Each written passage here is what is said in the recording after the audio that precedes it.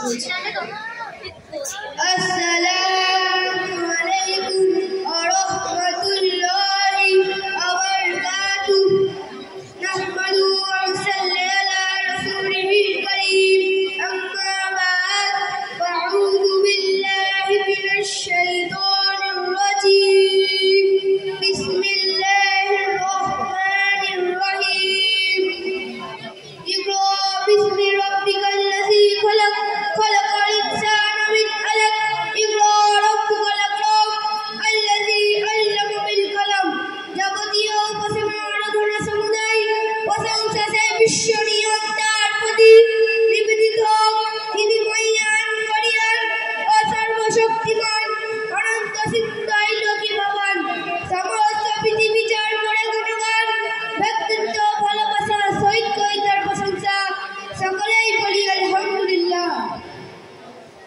তার ৫০০ কোটি দরুদ সালাম বর্ষিত হোক সেই মহামানবের প্রতি যিনি আগমন করেছিলেন বিশ্ববাসীর কল্যাণের ভ্রান্ত প্রতিজ্ঞাদের দিশারি রূপে, যার উপাধি ছিল আল আমিন সাদিক, আমানতদার সত্যবাদী। তিনি মানব জাতিকে অজ্ঞতার অন্ধকার থেকে জ্ঞানের আলো দেখিয়ে বিশ্ববাসীকে আদেশ দেন, তলাবল ইলমি ফরিদাতুন আলা কুল্লি মুসলিমিন। সেই নবী বলি দরুদ সালাম, সকলেই বলি সাল্লাল্লাহু আলাইহি ওয়াসাল্লাম।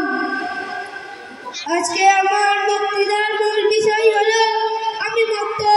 সম্মানিত শ্রোতা মণ্ডলী, আসসালামু আলাইকুম ওয়া রাহমাতুল্লাহি ওয়া বারাকাতুহু।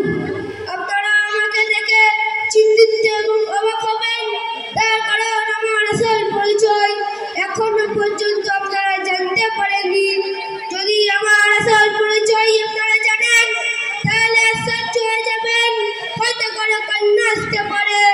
আমি হলাম ওই বদনসিব যাকে আমার বক্তব্য নামে জানেন, এবং ওই বক্তব্য যিনি নবী করিম সাল্লাল্লাহু আলাইহি ওয়াসাল্লাম নিজে মদিনা মুনাওয়ারা মসজিদে নববীতে শুরু করেছিলেন।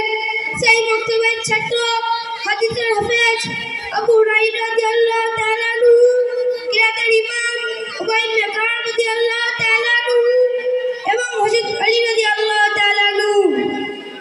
ওই বক্তব্য যার তালিম এবং তরবিয়তের দ্বারাই কঠিন থেকে কঠিনতম দিল নরম হয়েছে। এই বক্তব্যের মাধ্যমে মানুষ হেদায়েতের পাত্র হয়েছে, অর্থাৎ চরিত্র থেকে উত্তম চরিত্র শিখেছে।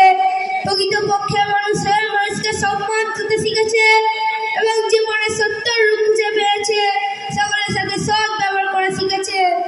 শ্রোতা মণ্ডলী, কিন্তু আজকে আমি হতাশ। আমার চোখ থেকে অবিরাম অশ্রু বয়ে যাচ্ছে, আমার বুকে কান্না হিচকি এসে আটকে যাচ্ছে। আমার অন্তরে ব্যথা শোনার জন্য কারো কাছে সময় নেই। যাকে এই হাত ছাড়িয়ে দিয়ে ডাকি সেই মুখ ফিরে চলে যায়। আমার কি এটাই অন্যায় চাই বক্তব্য? বিগত দিনে সেখানে সকাল থেকে সন্ধ্যা পর্যন্ত আল্লাহর পবিত্র কুরআন, রাসূল সাল্লাল্লাহু আলাইহি ওয়াসাল্লামের হাদিস পড়া হতো, মাসলা মাসাইলের চর্চা হতো, রাসূল সাল্লাল্লাহু আলাইহি ওয়াসাল্লামের সিরাত নিয়ে আলোচনা হতো। কিন্তু আজকে আমি একা, আমার মধ্যে অন্ধকার ছেয়ে গেছে। আমার কোলে আলো জ্বালানোর মতো কেউ নেই। কে জ্বালাবে আলো? কে জ্বালাবে ইসলামের প্রদীপ? আজকে মায়েরা আমার থেকে বাচ্চাদেরকে ছিনিয়ে নিয়েছে, তাদেরকে আমার কাছে থেকে দূরে সরিয়ে নিয়েছে, আমার সাথে সম্পর্ক বিচ্ছেদ করে দিয়েছে এবং তাদেরকে এমন এক শিক্ষার দিকে আগিয়ে দিয়েছে যেখানে দিন তো দূরের কথা, দিনকে শেষ করার এবং আমাদের বাচ্চাদের দিন থেকে ইমাম শেষ করার চক্রান্ত শেখানো হচ্ছে। প্রিয় শ্রোতা মণ্ডলী, আপনারা একটু চিন্তা করে দেখুন তো, আপনারা আপনাদের বাচ্চাদের ওপর অত্যাচার করছেন না তো? নিজের হাতে কলিজার টুকরাকে জাহান্নামের আগুনের দিকে ঠেলে দিচ্ছেন না তো? ইসলাম ধর্মের পিতামাতার ওপর তাদের বাচ্চাদের দিনই শিক্ষা দেওয়া পরিহার্য। তাই আমি আপনাদের কাছে আবেদন জানাচ্ছি যে আপনারা আপনাদের অমূল্য রতন ভবিষ্যৎ আলোকে আমার কোলে দিন। আমি তাদের জীবনকে ধন্য করে দেব। নবী সাল্লাল্লাহু আলাইহি ওয়াসাল্লামের মধুর চরিত্র এবং তার বাণী শেখাবো। তাদের আখিরাতের রাস্তা সহজ করে দেব, জান্নাতের পথের প্রদীপ করে দেব। প্রিয় শ্রোতাগণ,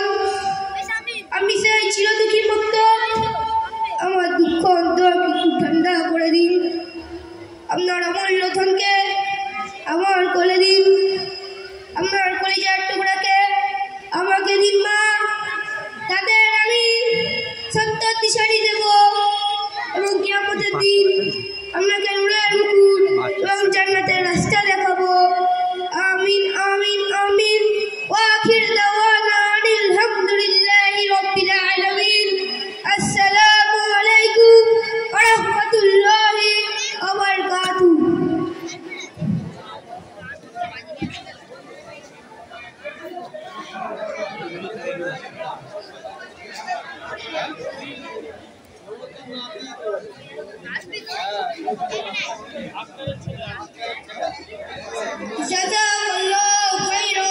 এক ভাই তরফ থেকে 100 টাকা, মৌলানা আব্দুর রশিদ মুআল্লিমের তরফ থেকে 50 টাকা এবং প্রাইজ দিয়ে দিন।